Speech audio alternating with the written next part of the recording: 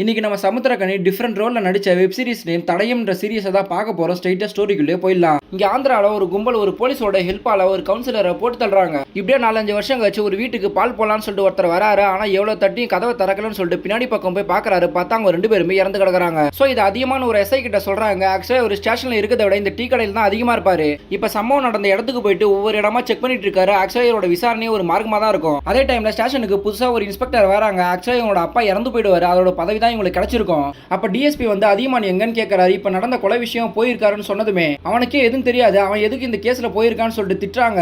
அவன் புதுசா ஜாயின் பண்ண இந்த இன்ஸ்பெக்டர் கிட்டயுமே அதிகமான பத்தி தப்பா பேசுறாங்க. அவனுக்கு ஒண்ணுமே தெரியாது. அவனை வச்சிருக்கிறதே வேஸ்ட்னு சொல்லிட்டு சொல்றாங்க. அப்பன்னு பார்த்து ஒரு பொண்ணு என்னோட குழந்தையை காணன்னு சொல்லிட்டு கம்ப்ளைண்ட் கொடுக்க வந்தா. ஆனா இந்த எஸ்ஐ குழந்தைய உன்னால ஒழுங்கா பாத்துக்க மாட்டேன்னு சொல்லிட்டு திட்டாருன்னு சொல்லிட்டு கம்ப்ளைண்ட் பண்ணிடுறாங்க. அப்பன்னு பார்த்து அந்த எஸ்ஐயும் வந்துடுறாரு. இதை கேட்ட இந்த மேடம் அதிகமான கேஸ் கொடுக்க வந்தவங்களை இப்படிதான் பண்ணுவீங்களான்னு சொல்லிட்டு திட்டுறாங்க. ஆனா அவர் இந்த கேஸை நான் பாத்துக்கிறேன்னு சொல்லிட்டு அந்த பொண்ணு கூட்டிட்டு போறாரு. அப்போ ஒரு பையனை பிடிச்சி வந்தா அந்த குழந்தைய தூக்கிட்டு போனான்னு சொல்றாங்க. ஆனா இந்த பொண்ணு இவனா இருக்க வாய்ப்பே இல்லைன்னு சொல்லி சொல்றா. பட் இவர் கோவப்பட்டு இவன் கூட கள்ளக்காதல வச்சுக்கிட்டு உன்னோட குழந்தைய புருஷன் வீட்டுல வச்சுட்டு கம்ப்ளைண்ட் பண்றேன்னு சொல்லிட்டு திட்டாரு. ஆனா இந்த பொண்ணு எதுவுமே தெரியாத மாதிரி முழிக்கிறா. அந்த குழந்தைய வாங்கி அவங்க அம்மா கிட்ட கொடுத்து அவங்க புருஷன் கிட்ட இனிமேல் இவ கூட வாழணுமா இல்லையா நீ தான் முடிவு பண்ணணும்னு சொல்லி எதுவுமே கேஸ் போடாம அனுப்பி விட்டுறாங்க. இப்ப இதெல்லாம் இந்த இன்ஸ்பெக்டர் மேடமும் பார்த்துட்டு இருப்பாங்க. அடுத்த நாள் இவங்களை கல்யாணத்துக்கு புடவை எடுக்கலாம்னு சொல்லி வெளியே போவாங்க. அப்பன்னு பார்த்து ஒரு கான்ஸ்டபிள் வந்து இன்னொரு சம்பவம் நடந்திருக்குன்னு சொல்லி இவங்களை கூட்டிட்டு போறாங்க. அப்ப இந்த எஸ்ஐயும் பைத்திய மாதிரி அவரே பேசிக்கிட்டு தலையெல்லாம் அடிச்சுக்கிறாரு. அதை பார்த்து இவங்க கடுப்பாகிறாங்க. சோ ஸ்டேஷனுக்கு வந்ததுமே எல்லார்கிட்டயும் இந்த கேஸை பத்தி ஏன்னா ஐடியா இருக்கான்னு சொல்லிட்டு கேட்கறாங்க. அவங்களுமே இது திருட்டு கேஸா தான் இருக்க வாய்ப்பு இருக்குன்னு சொல்லிட்டு சொல்றாங்க. இவர்கிட்ட கேட்கும் போதும் சிரிச்சுக்கிட்டு அவங்க சொல்றது மாதிரி தான் இருக்குன்னு சொல்லிட்டு சொல்றாங்க. இவங்க கோவப்பட்டு இவங்களை ஏத்திட்டு விட்டுறாங்க. பட் நைட் இவங்க வீட்டுக்கு போகும்போது அந்த அதிகமான வீட்டுக்காக தான் போவாங்க. பார்த்தா அவர் சின்ன பசங்க எல்லாம் டியூஷன் எடுத்துட்டு இருப்பாரு. பார்த்ததுமே என்ன இதுன்னு கேட்கறாங்க. அவன் என் கூட படிச்சு வந்தான். ரொம்பவும் ஜூனியர்ஸ் மேடம் இந்த வேலையில கூட நிறைய கேஸுக்கு அவன் தான் ஹெல்ப் பண்ணிருக்கான். எல்லாருமே அவனை யூஸ் பண்ணிக்கிட்டு பெரிய பதவிக்கெல்லாம் போயிருக்காங்க. இந்த டிஎஸ்பியுமே அதே மாதிரி தான் பதவிக்கு வந்தாரு. சோ இப்போ இதெல்லாம் பிடிக்காம தான் விஆர்எஸ் வாங்கிட்டு நம்ம டியூஷனே எடுக்கலாம்னு சொல்லிட்டு முடிவு பண்ணிருக்காங்கன்னு சொல்லிட்டு சொல்றாங்க.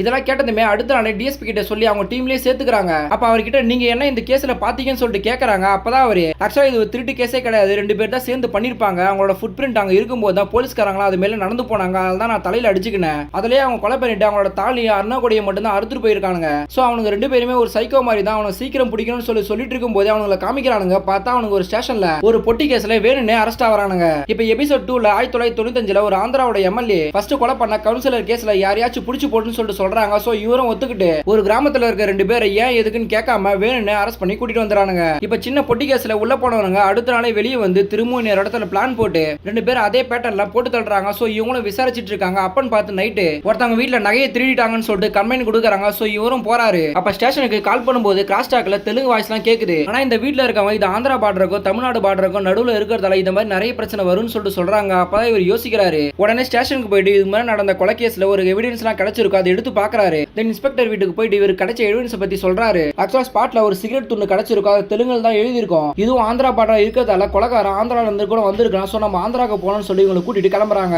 எபிசோட் 3ல அரெஸ்ட் பண்ணிட்டு போன இவங்க 2 பேரும் இந்த கேஸ்ல ஒத்துக்க சொல்லி எவ்வளவு மிரட்டுறானுங்க. ஆனா இவங்க ஒத்துக்க மாட்டாங்க.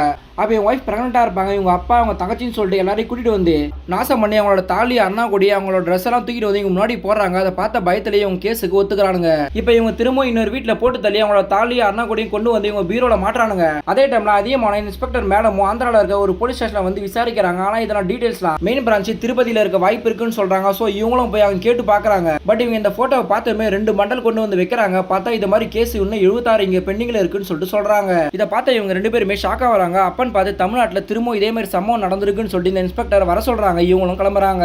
அதே டைம்ல இந்த கொலை பண்ண 2 பேருமே இந்த கேஸ்ல நியூஸ் பேப்பர்ல வரலன்னு சொல்லிட்டு கோவப்படுறாங்க. என்னதான் நடக்குதுன்னு சொல்லிட்டு போய் பார்த்தா வெளியே சொல்லாமலே இந்த கேஸை பத்தி விசாரிக்கிற விஷயம் உங்களுக்கு தெரிஞ்சு போகுது. ஆனா அங்க இருக்க ஊர்க்காரங்க எல்லார்கிட்டயும் விசாரிச்சு பாக்குறாங்க. ஆனா எல்லாருமே தெரியலன்னு தான் சொல்றாங்க. பட் நைட் வரும்போது ஒரு இடத்துல கார் ஸ்டார்ட் ஆகலன்னு சொல்லிட்டு நின்னுடுது. அப்ப பக்கத்துல ஒரு வீட்டுல வெளிச்சம் தெரியும்னு சொல்லிட்டு அந்த வீட்டுல போய் ஹெல்ப் கேட்கலாம்னு சொல்லிட்டு பேசிட்டு இருக்காங்க. அப்ப அந்த வீட்டுல இருக்க ஒரு பொண்ணு இவங்களை பார்த்ததுமே வலிப்பு வந்து கீழே விழுந்துடுறா. அதை பார்த்து இவரு சாவி கொடுத்து காப்பாத்துறாரு. வண்டி ரிப்பேர் ஆச்சு இங்கேயே தங்க முடியுமான்னு கேட்டு அங்கேயே தங்குறாங்க. தென் காலையில கிளம்பும் போது அந்த கொலைகாரங்க 2 பேரும் இந்த வீட்டுக்கு தான் வராங்க. அப்பதான் தெரியுது இவங்களோட வீடு தான் அந்த வீடுன்னு. ஆனா அவனுக்கு 2 பேரும் எதுவுமே பேசாம நிக்கிறாங்க. இவங்களோட பாட்டி நைட்டு உன் தங்கச்சிக்கு வலிப்பு வந்துருச்சு இவர் தான் காப்பாத்துறாரு. சோ சாப்பிட்டு போக சொல்லலாம்னு சொல்லிட்டு சாப்பிட வைக்கிறாங்க. ஆனா இவங்க 2 பேரும் சேர்ந்து இவங்க 2 பேரையும் போட்டு தள்ளிடலாம்னு சொல்லிட்டு முடிவு பண்றாங்க. அப்ப ஹீரோவை போட்டு தள்ளலாம்னு சொல்லிட்டு வரும்போது உன்னோட தங்கச்சி ரொம்பவும் முடியாம இருக்கா. எனக்கு தெரிஞ்ச ஒரு டாக்டர் இருக்காரு. அவர்கிட்ட கூட்டிட்டு வா கண்டிப்பா சரி பண்ணலாம்னு சொல்லிட்டு சொல்றாங்க. தங்கச்சியோட பேரை கேட்டதுமே இவர் எதுவுமே பண்ணாம அங்க வந்து அனுப்பி விட்டுறாங்க. ஆனா இன்ஸ்பெக்டர் மேடம் இவங்க அப்பாக்கு தெரிஞ்ச ரிட்டையர்ட் போலீஸ் ஆபீசர் கிட்ட ஆந்திரால சம்பவம் நடந்த கிராமத்துல விசாரிக்கணும் ஹெல்ப் கேக்குறாங்க. சோ அவரு ஹெல்ப் பண்றேன்னு சொல்லிட்டு சொல்றாரு. ஆனா இந்த இந்த விஷயம்லாம் பிரஸுக்கு தெரிஞ்சு நிறைய கேள்விலாம் கேட்க ஆரம்பிக்கிறாங்க. இதெல்லாம் டிஎஸ்பி பிரஷர் போட ஆரம்பிக்கிறாரு. அப்ப நம்மளால மட்டும் இந்த கொலையை ஸ்டாப் பண்ண முடியாது, மக்களும் ஹெல்ப் பண்ணணும்னு சொல்லிட்டு அந்த பஞ்சாயத்து தலைவரை ஹெல்ப் கேட்கறாங்க.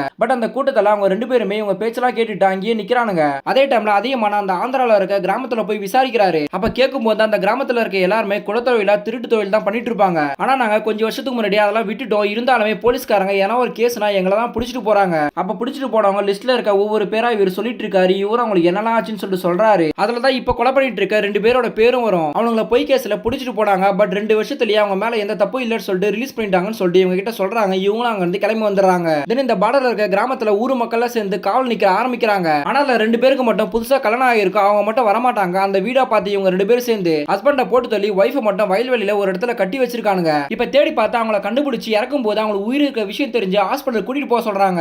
இப்பதான் கட்டி இருக்காங்க. அவங்க 2 பேரும் தப்பிக்க வாய்ப்பு இல்லைன்னு சொல்லிட்டு ஊர் மக்கள் எல்லாரையும் தேட சொல்றாங்க. அப்ப 2 பேரும் மட்டும் அங்கேயே நிக்கிறாங்க. அவங்களையும் போக சொல்றாங்க. பார்த்தா அந்த கொலைகாரங்க தான் அவங்க 2 பேருமே. இப்ப எபிசோட் 5ல அரெஸ்ட் பண்ணிட்டு போனா அவங்க அப்பாவும் ஒருத்தரோட ஒய்ஃபும் இறந்து போறாங்க. சோ கொல்லி வைக்க இவங்க 2 பேரும் கூட்டிட்டு வராங்க. ஆனா இவன் அந்த பொய் சாட்சி சொன்ன பஞ்சாயத்து தலைவர் அவங்க கூட இருக்க 6 பேரையும் சேர்த்து முறைக்கிறான். நீங்க தானே இவங்க 2 பேரும் கொன்னீங்க, நீங்களே கொல்லி வைங்கன்னு சொல்றாங்க. வந்து போயிடுறான். அந்த போலீஸ்காரனும் திமுறா கொல்லி வைக்கிறான். இப்ப ஹாஸ்பிட்டல்ல அட்மிட் பண்ண அந்த பொண்ணை போய் விசாரிக்கிறாங்க. அந்த பொண்ணு நடந்த விஷயத்தெல்லாம் சொல்றா. அவனுக்கு போகும்போது இன்னும் நாங்க கொலை பண்ணுவோம், முடிஞ்சா பிடிக்க சொல்லி சேலஞ்சு விட்டு போயிருக்கிறதா சொல்றாங்க. ஆனா அதே டைம் அந்த வீட்டுல இருந்து முதல் தடவை ஒரு கைரேகை கிடைக்குது. ஆனா அங்க அதிகமான இந்த கிராமத்துல விசாரிக்கும் போது ஃபர்ஸ்ட் கொலை நடந்ததை விசாரிக்கிறாரு. அதை வச்சு கொலை பண்ணவங்க கேஸ்ல பொய் சாட்சி சொன்னவங்கள லிஸ்ட் எடுத்து இவங்க கொலை பண்ணவங்க பேரையும் சொல்றாரு. அதுல 7 பேர் மேட்ச் ஆகுது. சோ அவனுக்கு தான் சொல்லிட்டு ஃபிக்ஸ் பண்றாங்க.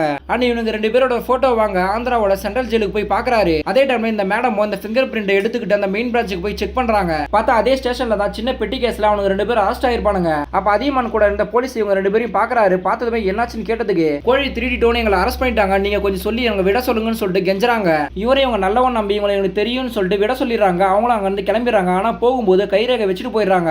அண்ட் இங்க அதிகமான ஜெயில அவங்க போட்டோ பாக்குறாரு. பார்த்ததுமே ஷாக் ஆகுறாரு. அப்பதான் தெரியுது அவங்க வீட்டுல தான் நம்ம இருந்திருக்கோன்னு. அதே டைம்ல அந்த கைரேகை செக் பண்ணும்போது அவங்க 2 பேரும் கைரேகையும் அப்பதான் வச்சுட்டு போயிருப்பானுங்க. அதையும் செக் பண்றாங்க. பார்த்தா மேட்ச் ஆகுது. இப்ப இவங்க 2 பேரும் கொலை பண்ணவங்க அந்த 2 பேரும் தெரிஞ்சு போகுது. ஆனா இப்பதான் அவங்க போயிருக்காங்க தெரிஞ்சதுமே கடுப்பா வராங்க. சோ இப்ப அவங்க 2 பேரோட வீட்டுல போய் செக் பண்ணி பாக்குறாங்க. எல்லாமே காலியா இருக்கு. அவங்க பீரோவை திறந்து பாக்குறாங்க. பார்த்தா அதே மாதிரி ஒரு கேள்விக்குறி போட்டிருக்கு. இப்ப கடைசியா இவங்கள பத்தின விஷயம் அந்த ஆந்திரா எம்எல்ஏக்கு தெரிஞ்சு போகுது. அந்த போலீஸ் கிட்ட அவங்க 2 பேரும் தமிழ்நாடு போலீஸ் கிட்ட மட்டும் கிடைச்சா என்னோட பதவியே போயிடும். சோ நீ அதுக்குள்ள அவங்க 2 பேரும் பிடிச்சி என்கவுண்டர் பண்ண சொல்லி சொல்றாங்க. பட் அதிகமானுக்கு இது எல்லாமே தெரிஞ்சு போய் அதுல ஒருத்தன் மட்டும் பிடிச்சிராரு. ஒருத்தன் மட்டும் ஆந்திரா போலீஸ்ல மாட்டிக்கிறான். அண்ட் அவனையும் பிடிக்க ஆந்திரா போலீஸ் துரத்திட்டு வராங்க. பட் அதுக்குள்ளேயே அதிகமான திருத்தணி போலீஸ் ஸ்டேஷனுக்கு கூட்டிட்டு வந்துடுறாரு. தென் அவன் கிட்ட எல்லா உண்மையும் கேட்கறாரு. எப்படியும் உன்னை போட்டு தள்ளிடுவாங்க, உன்னோட தங்கச்சியை நான் பாத்துக்கிறேன்னு சொல்லிட்டு சொல்றாங்க. அவனும் டேப் ரெக்கார்ட் ஆன் பண்ணி அவனுக்கு நடந்த அநியாயத்தை எல்லாத்தையும் சொல்றான். அதை கேட்ட இவர் ரொம்ப ஃபீல் பண்றாரு.